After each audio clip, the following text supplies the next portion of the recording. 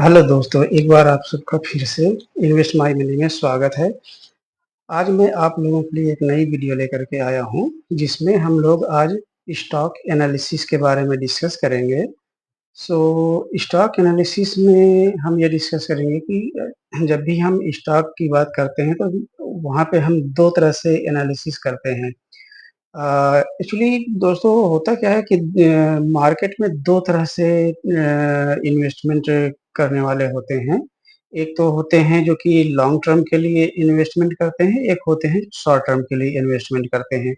तो generally perception क्या होता है लोगों के अंदर कि जो लोग लॉन्ग टर्म के लिए इन्वेस्टमेंट कर रहे हैं, वो लोग सिर्फ फंडामेंटल एनालिसिस करते हैं और जो लोग शॉर्ट टर्म के लिए एनालिसिस कर रहे हैं, वो चाहे वीकली हो, चाहे डेली हो या मे बी कि वो कुछ घंटों के लिए वो ट्रेड करते हैं, तो वो टेक्निकल एनालिसिस के बेस पे करते हैं। ऐसा एक ऐसी मान्यता है, ऐसा लोग कहते हैं मार्केट में, बट ये पूरी तरह से सही नहीं है।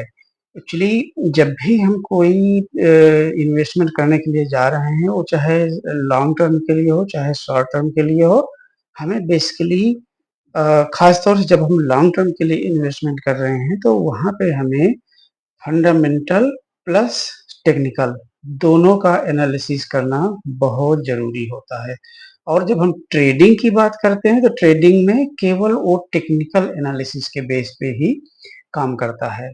तो वहाँ पे फंडामेंटल की इतनी ज़्यादा रिक्वायरमेंट नहीं होती है। बट अगर हम लॉन्ग टर्म इन्वेस्टमेंट की बात करते हैं, लाइक अगर हम 1 ईयर, 2 ईयर, 3 ईयर, 4 ईयर की अगर हम बात करते हैं, जैसे कि वॉरेन बफे कहते हैं कि वैल्यू इन्वेस्टर्स बनो, तो किसी भी शेयर को एक राइट वैल्यूएशन पे पकड़ो और उसको लॉन्ग टर्म तक होल्ड करो। सो उनका मानना यह है कि हम जब भी किसी कंपनी में इन्वेस्टमेंट करते हैं, तो बेसिकली इन्वेस्टमेंट का मतलब ये होता है कि कंपनी का हम शेयर परचेज कर रहे हैं। यानी कि कंपनी का शेयर परचेज करने का मतलब ये होता है कि हम जितने भी शेयर, जितने परसेंटेज ऑफ शेयर हम परचेज करने जा रहे हैं कंपनी के, हम उतने परसेंट के कंपनी के एक तरह से हम पार्टनर बन जाते हैं। सपोज अगर हम किसी कंपनी का 5% शेयर अगर हम परचेज करते हैं, तो हम उस कंपनी के जो इक्विटी है, उसके 5% के हम पार्टनर बन जाते हैं। यानी कि पार्टनर का मतलब अब ये हो गया कि अगर कंपनी प्रॉफिट में जाएगी, तो जो भी प्रॉफिट होगा, ओवरऑल ऑल द एक्सपेंसेस को काटने के बाद जो नेट रेवेन्यू होगा, वो शेयर होगा, उसका 5% का हमें मिलेगा। और अगर कंपनी इन केस अगर उस टाइम ड्यूरेशन में अगर नहीं कमाती है या किसी वजह से कंपनी लॉस में जाती है, तो जितने परसेंटेज का लॉस होगा, तो उस केस में हमें लॉस भी बुक करना पड़ेगा। यानी कि हम लॉस के भागीदार होंगे, इसलिए कि हम उस कंपनी के 5% के पार्टनर हैं। सो तो बेसिकली स्टॉक्स का मतलब यहाँ पे ये होता है। सो दोस्तों, मैं यहाँ पे डिस्कस करने जा रहा हूँ, बट यहाँ पे किसी भी तरह की खरीद या बेच की कोई सलाह नहीं है। ये जस्ट केवल एक इंफॉर्मेशन पर्पस के लिए मैं वीडियो बना रहा हूँ। ये एजुकेशनल पर्पस के लिए है, बिकॉज बहुत सारे न्यू इन्वेस्टर्स ऐसे होते हैं जिनको बेसिक ये चीज़ें क्लियर नहीं होती हैं, और वो क्लियर नहीं कर पाते कि उनको टेक्निकल देखना है या उनको फंडामेंटल देखना है, या वो ये भी नहीं क्लियर कर पाते कि वो शॉर्ट टर्म के लिए इन्वेस्ट करने जा रहे हैं या वो लॉन्ग टर्म के लिए इन्वेस्टमेंट करने जा रहे हैं। तो मैं उनके इंफॉर्मेशन के लिए ये वीडियो आपके साथ शेयर कर रहा हूँ।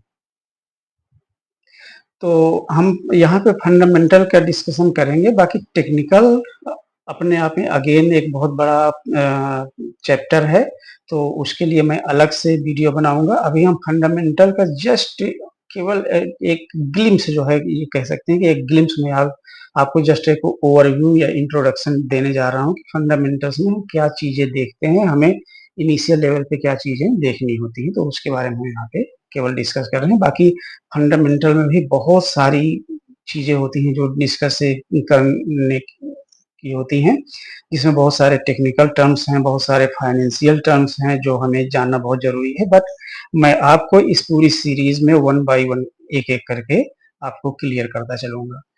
So fundamental analysis is a method to evaluate the intrinsic value of a stock by examining various factors related to the company's financial health, management team, industry condition, and overall economic environment. The goal is to determine whether a stock is overvalued, undervalued or fairly valued. So इसका मतलब आप यहाँ पे समझ लीजिए कि हम fundamental analysis क्यों करते हैं।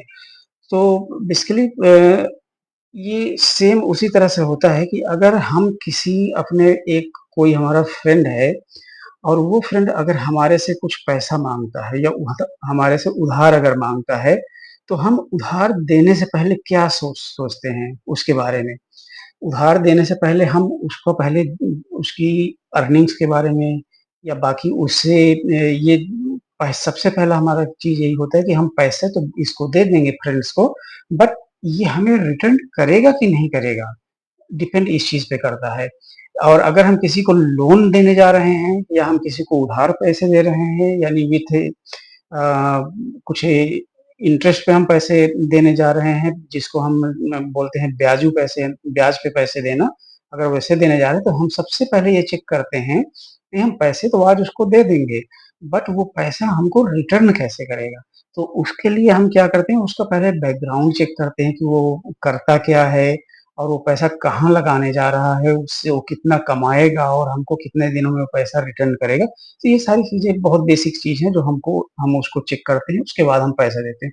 तो दोस्तों सेम उसी तरह से अगर हम स्टॉक में कहीं पे भी इन्वेस्ट करने जा रहे हैं या म्यूचुअल फंड में कहीं पे इन्वेस्ट करने जा रहे हैं या किसी बॉन्ड में इन्वेस्ट करने जा रहे हैं, तो सबसे पहले हमको उस कंपनी का, उस बिज़नेस का, उसके मैनेजमेंट का उसका पूरा कंप्लीट एनालिसिस करना होता है, यानी कि उस कंपनी की फाइनेंशियल कंडीशन कैसी है, उसकी मैनेजमेंट में जो टीम काम कर रहे हैं, वो कितनी स्ट्रॉन्ग है, वो कितना अच्छा परफॉर्म कर रहे हैं और वो जिस इंडस्ट्री में हम पैसे लगाने जा रहे हैं, वो इंडस्ट्री किस सेक्टर से बिलॉन्ग करती है और वो इस करंट पीरियड में जब हम इन्वेस्ट करने जा रहे हैं, तो वो इंडस्ट्री प्रॉफिटेबल है भी कि नहीं है।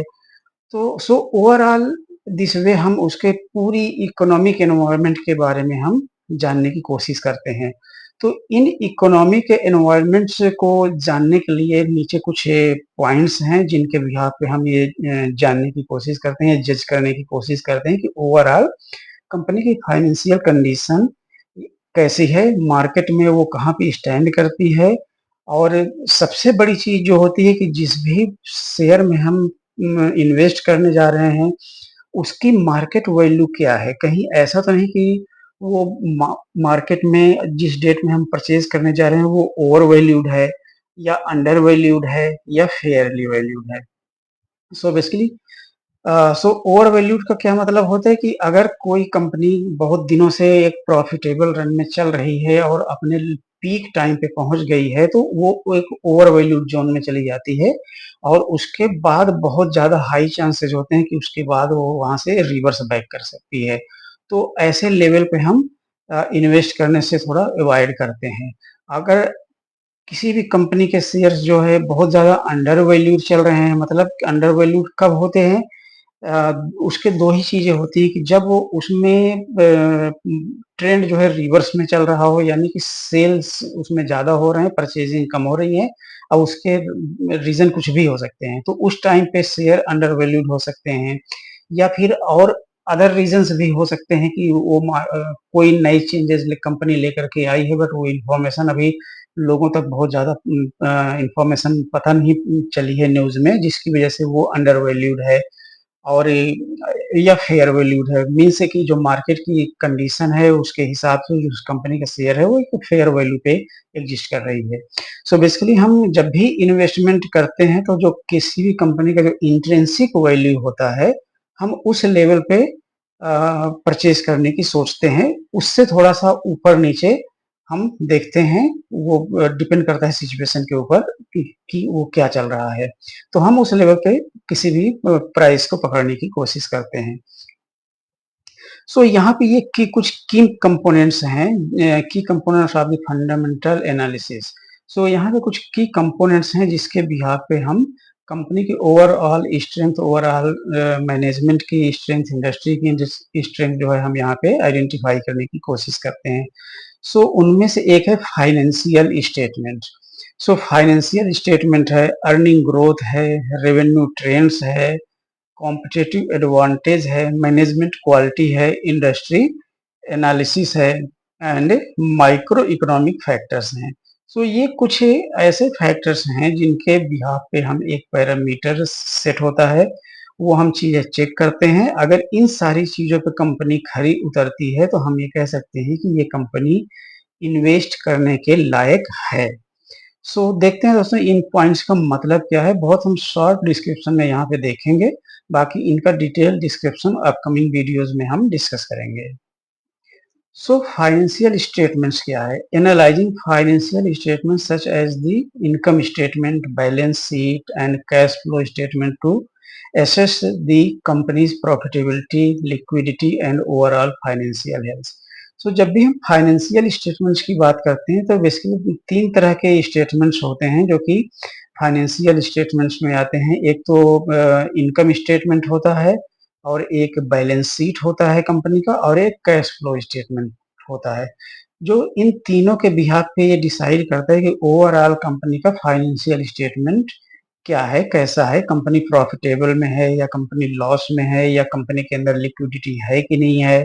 इट मीन्स ये ओवरऑल फाइनेंशियल हेल्थ को रिप्रेजेंट करता है, first point. And second point जो हमारा होता है अर्निंग ग्रोथ। अर्निंग ग्रोथ में क्या होता है? Examining past earnings growth and projected future earnings to gauge the companies potential for future profitability. इसमें हम क्या करते हैं कि इसमें जो बैक में कई सालों से, लगभग हम पिछले 5 साल 10 सालों का अर्निंग ग्रोथ चेक करते हैं कि कंपनी ने पिछले 5-10 सालों में क्या परसेंटेज रिटर्न दिया है मार्केट में, यानी कि कितना इन्वेस्टर्स को कमा करके इस कंपनी ने दिया है, यानी उसका ग्रोथ का सेल्स ग्रोथ कितना रहा है, उसका अर्निंग ग्रोथ कितना रहा है, उसका ईपीएस क्या रहा है, आरओसी क्या रहा है। तो ये सारी चीजें इसके अंदर हम डिस्कशन करते हैं, जो जिससे कि कंपनी की पास्ट अर्निंग ग्रोथ का पता चलता है। अगर कोई भी कंपनी पिछले 8-10 सालों से एक अच्छा रिटर्न जनरेट करके दे रही है, तो हम ये एज्यूम करके चलते हैं कि मार्केट में आगे इन फ्यूचर भी वो कंपनी अच्छा परफॉर्म कर सकती है। बट प्रोबेबिलिटी दोनों है, पिछले 10 सालों से अच्छा कर रही है, बट आगे फ्यूचर में वो अच्छा भी कर सकती है और नहीं भी अच्छा कर सकती है। तो दोनों चीजें हो सकती हैं, या हो सकता है बहुत अच्छा कर सकती है, या हो सकता है कंसोलिडेशन में रह सकती है, या हो सकता है कि वहां से वो रिवर्स बैक भी हो सकती है। तो इसको चेक करने के और भी तरीके हैं जो कि हम आने वाली वीडियोस में डिस्कस करेंगे डिटेल्स में। रेवेन्यू ट्रेंड्स, नेक्स्ट पॉइंट है revenue trends. Assessing revenue trend to understand how the company's product and services are performing in the market.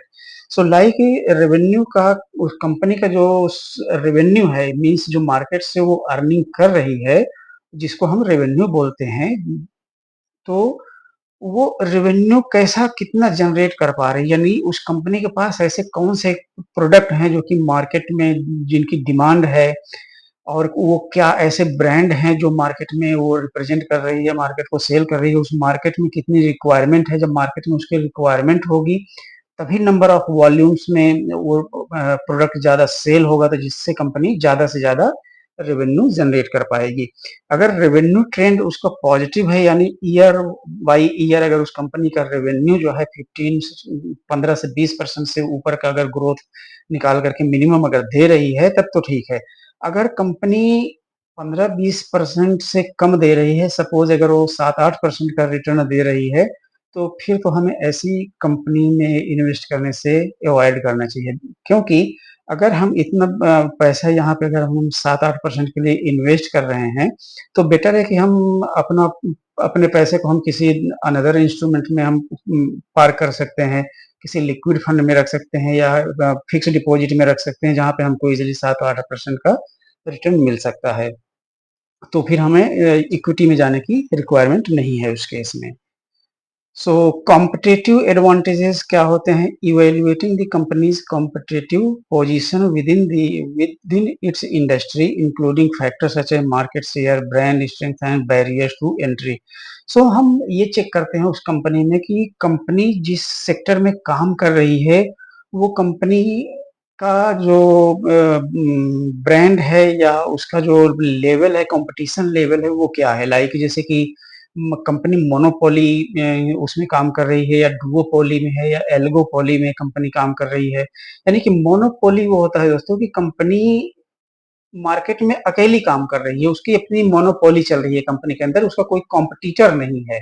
तो वो अपने हिसाब से चीज़ों को सेट कर सकती है, अपने हिसाब से चीज़ों को मार्केट में हाई प्राइस पे वो बेच सकती है, कि बिकॉज़ उसके कोई कॉम्पिटिटर अवेलेबल नहीं है। तो ये तो होता है मोनोपोली। और डुओपोली में होता है कि उसका कोई एक कॉम्पिटिटर्स अवेलेबल है, जिसके अगेंस्ट में उसको जो है मार्केट को बीट करना है। सो एल ओलिगोपोली क्या होता है? ओलिगोपोली में ये होता है कि बहुत सारे कॉम्पिटिटर्स हैं, और उन कॉम्पिटिटर्स के बीच में उनको अपना प्रोडक्ट सेल करना है, और उनको अपना अच्छा रेवेन्यू कमा करके जो हमारे इन्वेस्टर्स हैं, शेयर होल्डर्स हैं, उनको देना है।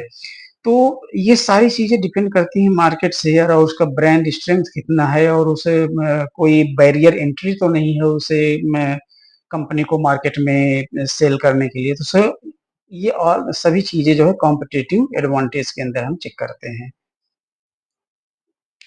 एंड फिफ्थ पॉइंट है हमारा मैनेजमेंट क्वालिटी। सो जिस भी कंपनी में हम अपना इन्वेस्टमेंट करने की योजना बना रहे हैं या इन्वेस्ट करने जा रहे हैं, तो सबसे पहले वहाँ पे उस कंपनी के मैनेजमेंट के बारे में हमें चेक करना होता है कि जो भी मैनेजमेंट है, जो कंपनी के डायरेक्टर्स हैं, जो कंपनी के प्रमोटर्स हैं, वो उस कंपनी में कितने सालों से इन्वेस्टेड हैं, उनको कितने सालों का मार्केट का एक्सपीरियंस है। और कहीं ऐसा तो नहीं है कि कंपनी बीच-बीच में हर 2 साल, 3 साल में अपने डायरेक्टर्स को बदल रही है, या अपने मैनेजमेंट को चेंज कर रही है। अगर ऐसा बार-बार कंपनी कर रही है, तो वो एक नेगेटिव साइन हो सकता है कि कुछ तो गड़बड़ है वहाँ पे, जिसकी वजह से कंपनी मैनेजमेंट को बार-बार चेंज कर रही है। तो ये सारी चीज़ें जो है मैं कंपनी से रिलेटेड हैं, उनके डायरेक्टर्स, मैनेजमेंट एंड उनके जो भी फाइनेंशियल एडवाइज़र्स हैं, उन सारी चीज़ों का जो आइडेंटिफिकेशन हम करते हैं, वो मैनेजमेंट क्वालिटी के अंदर करते हैं। और 6 पॉइंट आता है industry analysis. So understanding the dynamics of the industry in which the company operates including factors such as competition, regulatory informs environment and technological trends. So basically industry analysis में क्या होता है कि जिस भी इंडस्ट्री में, जिस भी सेक्टर में हम इन्वेस्टमेंट करने जा रहे हैं, तो सबसे पहले इन्वेस्टमेंट करने से पहले हमें उस करंट सिचुएशन में ये चेक करना होता है कि वो इंडस्ट्री टेलविंड में है कि नहीं है मार्केट में।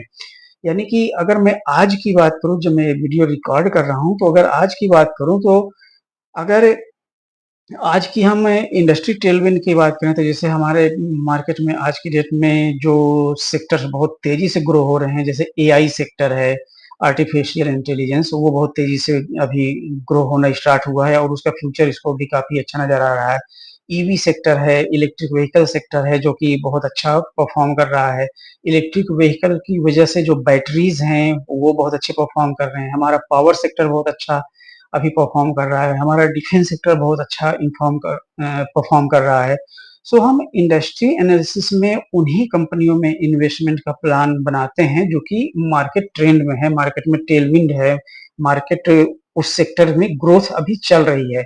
अब ये ग्रोथ डिपेंड किस पे करती है? ये ग्रोथ जो डिपेंड करती है, ये सारा कुछ रेगुलेटरी एनवायरनमेंट, यानी कि गवर्नमेंट की पॉलिसीज़ पे डिपेंड करती है। गवर्नमेंट कौन से सेक्टर को प्रमोट कर रहे हैं, कौन से सेक्टर को बूस्ट करके आगे ले जा रही है, या किस कौन से सेक्टर में टेक्नोलॉजी ट्रेंड चल रहा है। जैसे कि एआई सेक्टर है। एआई सेक्टर क्या है? ये कितने इसमें टेक्नोलॉजी ट्रेंड्स चल रहे हैं कि एआई आने वाला टाइम एआई का युग है।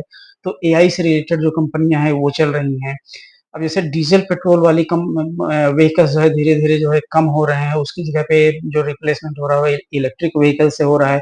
तो इलेक्ट्रिक व्हीकल से रिलेटेड जो कंपनियाँ हैं वो अच्छा परफ़ॉर्म कर रही हैं। तो ओवरऑल हम ये सारी चीज़ों का जो एनालिसिस करते हैं वो इंडस्ट्री एनालिसिस के अंदर करते हैं। And micro economics factors, seventh point है, so considering broader economic indicators such as interest rates, inflation and consumer spending which can impact on the company performance. So basically होता क्या है कि जो भी कंपनी में हम इन्वेस्टमेंट करने की वो बनाते हैं, सपोज कोई एक्स वाई जेड कंपनी है जिसमें हम इन्वेस्ट करने की, हमने सारा एनालिसिस हमारा सब कुछ सही रहा है, तो उसके बाद जो लास्ट पॉइंट हमें देखना होता है कि मार्केट में उसका जो कुछ चेंजेज हैं, गवर्नमेंट पॉलिसीज की जो चेंजेज हैं, उसका कितना फर्क उस कंपनी के ऊपर पड़ेगा। जैसे कि सपोज अगर कंपनी ने कोई इंटरेस्ट रेट जो है आरबीआई ने एकदम से चेंज कर दिया, तो उस इंटरेस्ट रेट के चेंज होने से हमारे कंपनी के ऊपर कितना फर्क पड़ेगा। सब जैसे कि अगर हमने कोई फाइनेंशियल कंपनी में, कोई बैंकिंग सेक्टर की कंपनी में अगर हमने इन्वेस्टमेंट किया है और सडन गवर्नमेंट कुछ पॉलिसी चेंज कर देती है, इंटरेस्ट रेट बढ़ा देती है, तो लोन्स के रेट बढ़ जाएंगे, तो इस तरह से जो मार्केट की लिक्विडिटी है वो थोड़ी सी कम हो जाएगी।